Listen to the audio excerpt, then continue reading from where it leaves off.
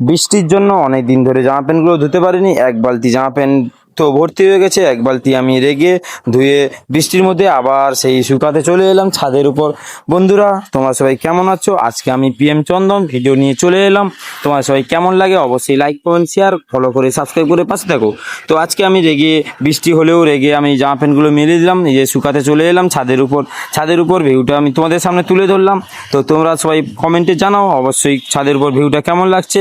একা একা জামা প্যান্টগুলো এক বালতি ধুয়ে, জামা প্যান্ট না ধুললে কাজ করতে পারবো না। তো জামা প্যান্টগুলো না শুকলেও আমার প্রচুর ডিস্টার্ব হয় কাজ করতে।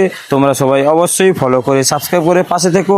তো অনেক এক বালতি জামা প্যান্ট ধুতে আমার 45 মিনিট টাইম লেগেছে। তার মধ্যে আমি একজনকে ক্যামেরা করতে বললাম যে জামা প্যান্টগুলো শুকাচ্ছি দেখে নাও।